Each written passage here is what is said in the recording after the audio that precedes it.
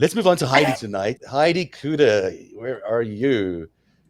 How are you, Heidi? I am so happy to be here and looking at your beautiful faces, but more than anything, that was so powerful. Wow. Oh, good. We're Beautiful face. angry and ranting. Oh, I'm glad it was no. powerful. That's what we do. Isn't that what we do? It was important. And I remember people saying, oh, Kavanaugh's not going to be that bad. And I would not rely on the kindness of conservative judges. And B, I remember just looking up his environmental record, and it was pure shit. It was like F plus. So no matter how you looked at it, it wasn't good. So now, tell us who you are, Heidi, because you're new to our world, and you have an amazing name, which is missing the, what would you call that? The middle part of the name, the hyphenated part of the name. Tell us what that is. I am a narrative fangirl, and I'm an LB fangirl, so I'm super nervous. Is it Heidi Sigmund? Do you go by Sigmund Cuda? Yeah, I could only fit in the Heidi Cuda in our little boxes here, so that's all right. I apologize for that. Heidi Cuda, long-time listener, first-time caller, LOL. I was in corporate TV news for a long time, then got out of corporate and went indie and over at the Fox News Network. Yeah, in LA. So not to be confused with the cable show. It was good until it wasn't. And then it's just, everybody knows news is suffering the death of 1,000 cuts. And I got out before it killed me, but it did do a number on me. I have post-traumatic news syndrome, and even getting ready for this, I was all like, this is like bringing it all back. I get that too. But you're here to talk to us about Thomas Barrack. You've been doing a lot of investigating into Barrack.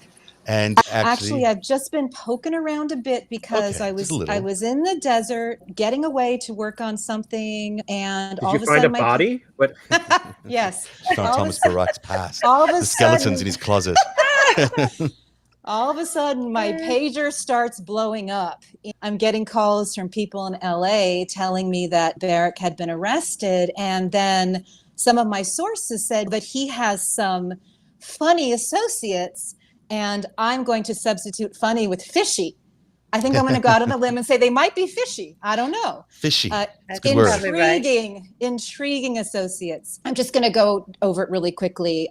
A couple of the guys that my sources say he rolls with, Ziad Gondor, Kirk Lazarus, who's related to a guy named Ivar Ishkowitz, and I'm going to go with first names because I have the same pronunciation issue that LB has, so I'm not taking any chances. It's terrible. I'm just so bad with names. I'm so sorry. Who are these guys? They're so intriguing. Well, okay, so it's very interesting because my sources are Hollywood elite. They roll in these heavy crowds like LB's people, and what the common denominator, I'm told, is pretty women. They're fluttering about at these various events and things that they have. Essentially, though, what I know about Ziad Gondor is that my sources say that he enjoys suing, and there's a whole list of lawsuits that I have right here. Perfect. Yes, right. Let's get sued. Enjoys suing, also enjoys not paying contractors. Very interestingly, my sources say he doesn't email, he doesn't text, very mercurial and squirrely on a phone. And why I find that interesting is because we know that in 2017, when everyone was pulling their hair out because they wanted something to happen to what we knew was this very corrupt situation, my friend who's a trial lawyer, my friend Tracy, was like, no, she specializes in white collar crime. He's a mob boss. There's no emails. There's no text. You're not going to get a smoking gun.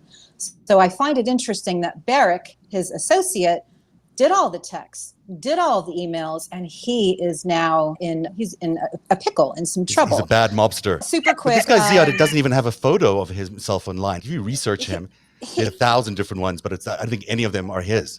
We're not sure, but I will say that a couple of things. One of the things that linked him directly with Barrack was the IPO that was just pulled, that Falcon acquisition. There was that $250 million raise that they were going to do. And then just today, the announcement was like, no, now that he's been arrested, Barrack's been arrested. They're not doing it, but they were the two involved in that. Also, like a lot of these guys, they like to do good. So they have their philanthropic side, and they just had a big benefit for Beirut with Lance Armstrong. I just have to throw that out there because I know that LB and Greg will think that's funny. That paragon of virtue and integrity. So one more quick note about Ziad. He has a brother who is a shipping magnate, and I'm just all I'm going to say about that. Logistics. They all have very nice homes and are always breaking the barrier on how much money is spent on whether it's beachfront or Santa Monica or whatever. So now we're going to go to their other pal, Kirk Lazarus. Who we do have a picture for. It took me a little bit to find it, but we do have one. This is this dude. Very handsome. Very handsome. Is this him? Yes, there he is. Yes. He's on a beach holiday on this occasion. I know LB will totally appreciate this, that the luxury magazines really celebrate these guys. And it's awesome because then you can connect all the little details, because when you get to the investigations and the accusations of fraud and corruption, you can kind of like mix and match. But Barrack had purchased a house in 2014 for somewhere around $24 million. And just a couple years later, he sold it to Lazarus for somewhere between 31 and 34 million. It's very interesting. That's big an amount, but yes, it could be money laundering of some sort. But here's where it gets exciting. We don't know. They could be choir boys. I don't know.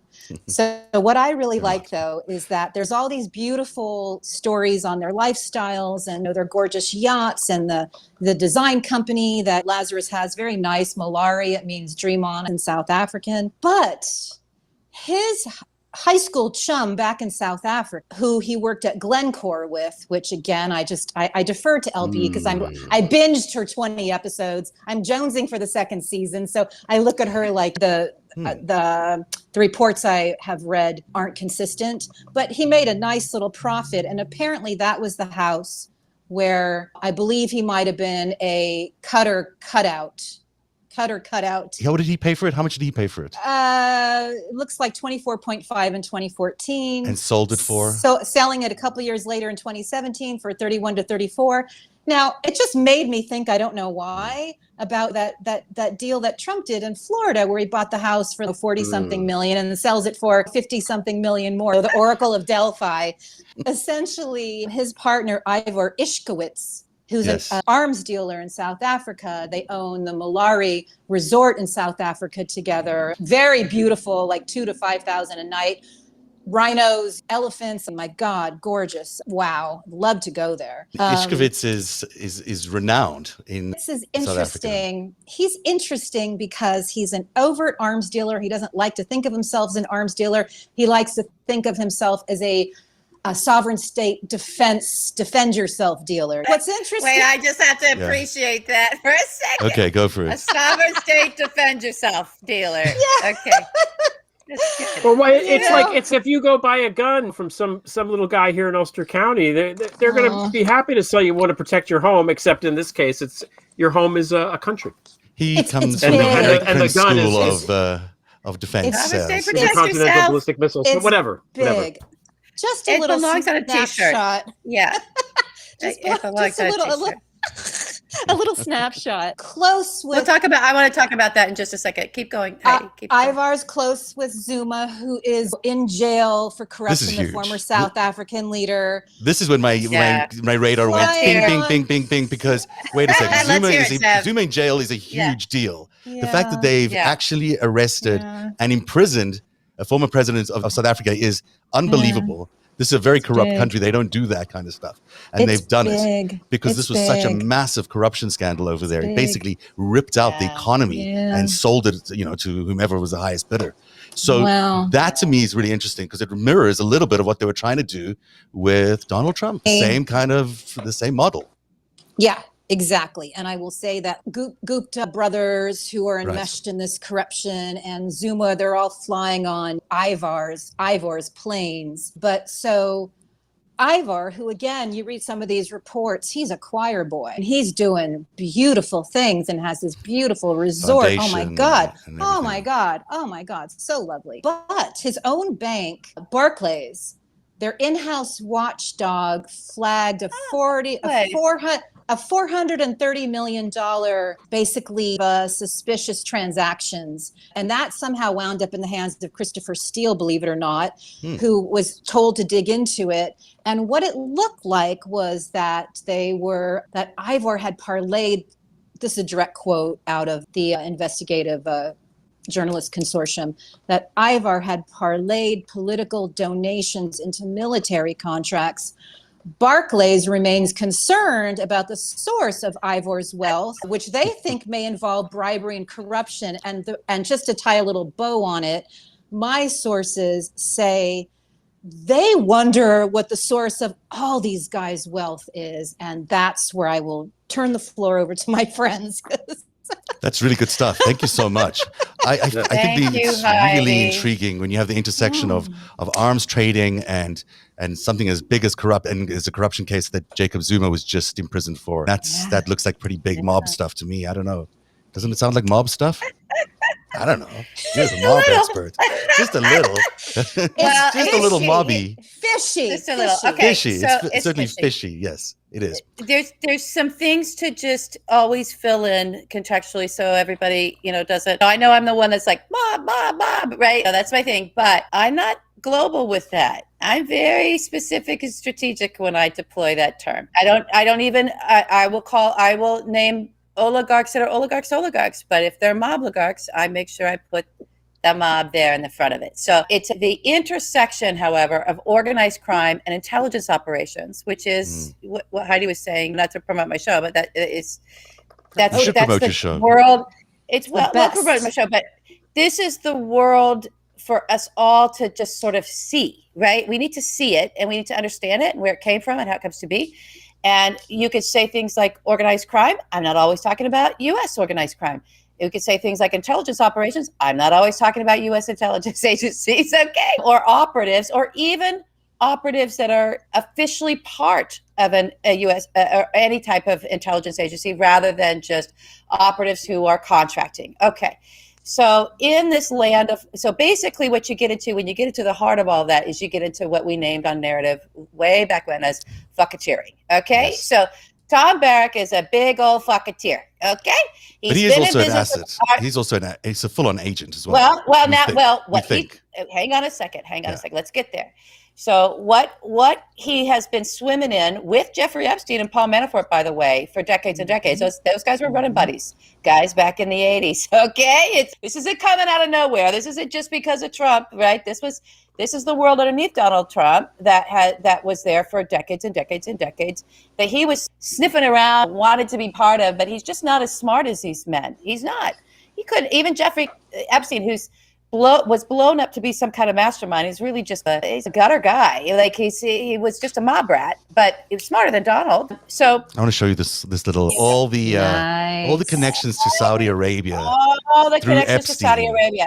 Yeah, through Epstein. There's so many the Middle here. East, the broader Middle East with Tom Barrack as well. Like this guy has been swimming in, and as well as Nader there. Nader didn't just work for Saudi. He worked for the Emiratis. He worked for. I'm not sure that he worked for Qatar. Tom Barrack has been specializing in Qatar for quite a while. That's one of his things. So that all of that money coming into Jared Kushner and bailing him out is all, it's all connected, guys. Arms dealing is not illegal. So this is the thing I also want to bring to everyone's attention. Arms dealing is not always illegal. Laundering through real estate transaction is not always illegal. It's not. We don't like it. It's sleazy. It feels illegal to us. It feels terrible to us. But quite a lot of this world is very legal. It's just very dark, and it is part of a dark force that destabilizes the free world, right? Because all of these people here, these people are all in it for themselves. You're not allowed to sell arms to terrorist organizations, for example. You're not allowed to sell, and that's where it gets a little messy. You're also not allowed to launder money for terrorist organizations like Donald Trump and Ivanka Trump did through Azerbaijan. So absolutely. Yes, once they're in that world, especially if they're not really savvy or smart, here's what happens to them. Okay, first of all, you have to be in league with some intelligence agency to be in that world in the first place. Mm-hmm. You do, and usually a defense intelligence agency. So it's very specific and not necessarily US. Okay, that's number one. As soon as you're in there doing that stuff, there's criminals. You're in there with criminals. And you're in there with crime syndicates, and you're in there with criminal networks, which we know, thanks to Rob Mueller in 2011 speech, that what 9/11 really revealed to the world is that the crime syndicates and the terror networks were actually one and the same, that they were fused, and that this is why organized crime, transnational organized crime, it's always been transnational, by the way, everybody. Heroin, when Mickey Cohen was bringing heroin in and Lucky Luciano was bringing heroin in, they weren't growing it in Chicago, okay? They came in from overseas. It's always been transnational.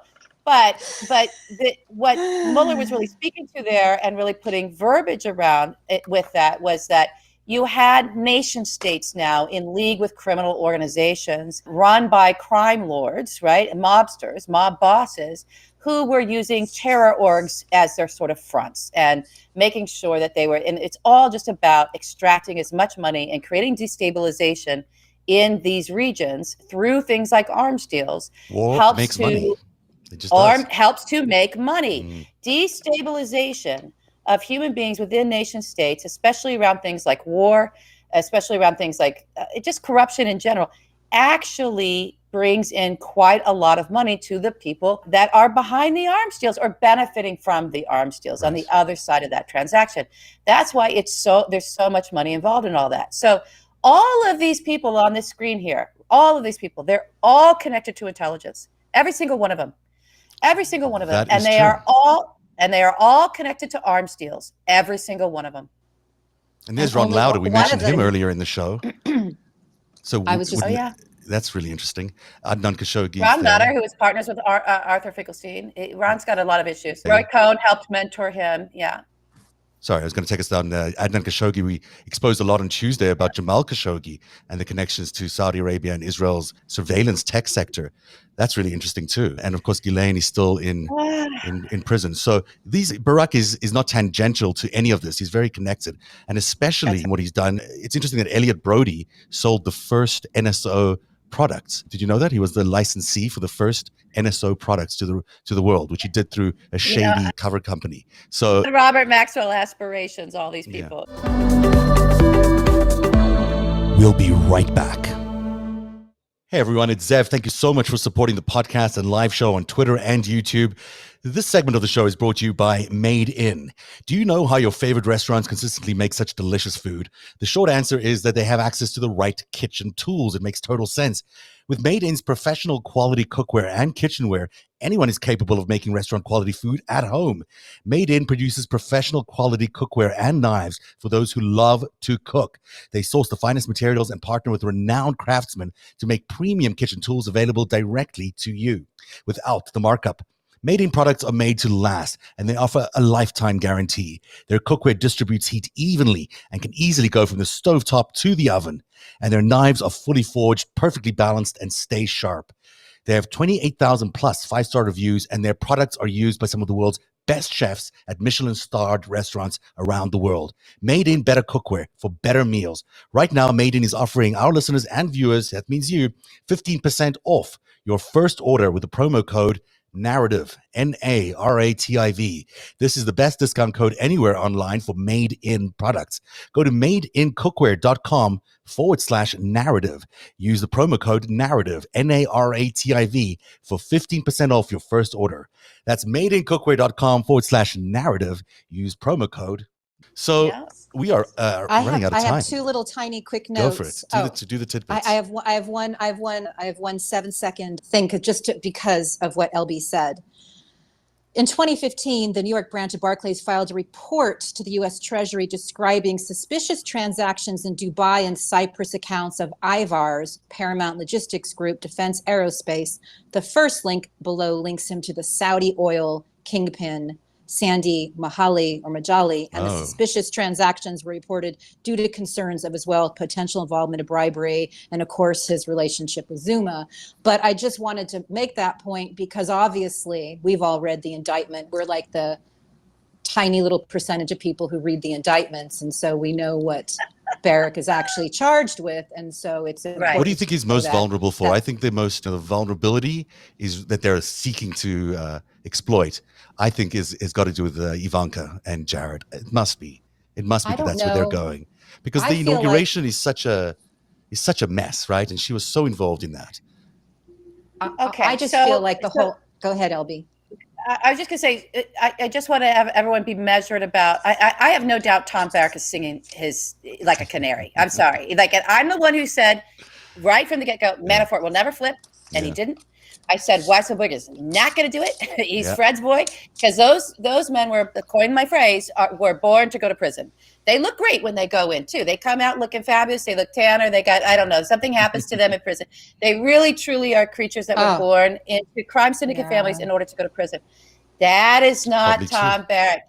Let me tell you, this man, he lives a fine life. I have seen it with my own eyes. Okay? And yes, I have. And I have my own reaches through family into a billionaire lifestyle and what it means to have the kind of interior decorator that this man has and how important that is to him, how well groomed everything is around him. This man has the finest taste. It's exquisite, his taste. He knows the best and the finest things from all over the world. He does have an odd lotion. I have made that clear. There's a little scent to it, but it's probably $5,000 an ounce, okay? And it probably comes from excreted from some gland from some strange rare animal because it's supposed to do something for longevity. I don't know. This is this man, okay? He makes Gwyneth Paltrow's group look like Target, okay? This is I cannot even tell you. There's no way he was going to spend 1 second in prison. He was out of there, boom, like that. $250 million. See ya. I'm out. Yeah, okay. He's probably singing. He's singing. Oh, he's singing like a canary. Right. Now, what? He's also very, very, very, very smart man. This is a very smart man. He went on his little tour saying, Donald Trump taught me. He schooled me. No. Tom Barrack is brilliant. He is. I'm sorry. So he handsome knows too. He's got his list. No. He has his list. He's not. He has his list of people. No, I can't. I'm sorry. I have real life experience. I'm going to weigh in with my real life experience.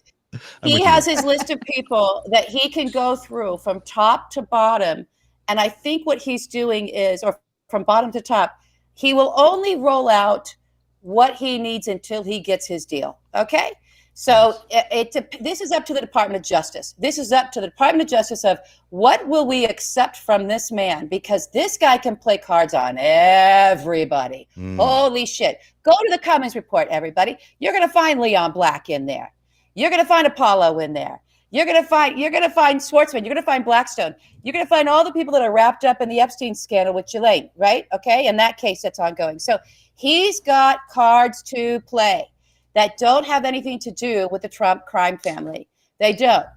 The biggest card this guy's got to play is actually on Jared Kushner.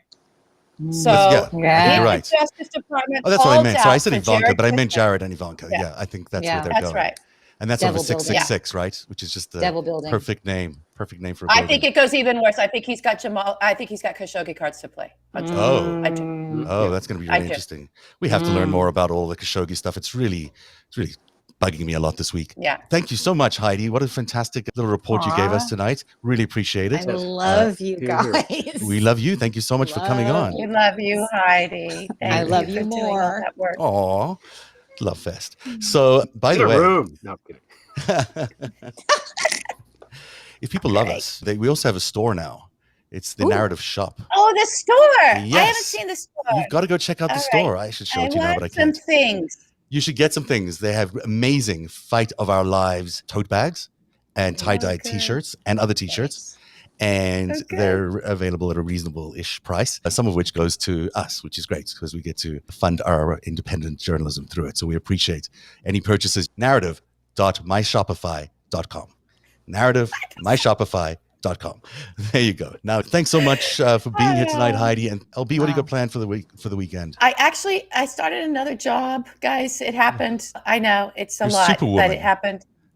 I don't know. I'm really, but I can't turn my back on it because I'm contracted and I'm very excited about it. Actually, it's great, and hopefully I can talk about it soon. So I actually have to prep for that because it starts next week, And then I don't know if everybody else has kids going back to school in a couple of weeks, but I do. And so I'm freaking out about that a little bit. I got to be honest. Because of the, I was going to put words in your mouth. Because of I what? don't know. It's just the stress of it. Because all kids are freaked out about going back to school. Because they're unvaccinated. Kids haven't gone back. They haven't been in school in 2 years. Effectively. Wow. They just haven't been in school. And I think she'll do it and she'll be great. She's amazing. My daughter's amazing. But like, I literally had this reaction. I said, okay, you're sleeping with me tonight. I don't know. I'm regressing. I'm regressing. And it's almost like the first day of school for everybody again. It's really, like the first day of school. It is. Yeah. Shouldn't they all be vaccinated? What do you guys think? They should be, right? Vaccinated. My kids are. Well, they can't all be. It's not approved. My daughter just barely skated in. Then they shouldn't be at school. They're going to be spreading the Delta variant. They shouldn't be at school. If everyone goes back and looks at the old, the pandemic that we had back in Donald Trump keeps calling it 1918, but it was 1917, whatever. And you look at that, there are pictures of kids in school. And what they did, they went outside. Even in the winter, they had classes outside. And I think that this idea that we had to go high tech to solve the solution might have been going in the wrong direction. We could have just gone really low tech and just had classes outside with kids wearing masks and solved all the problems. With today's helicopter moms, I'm not sure it would happen, but maybe.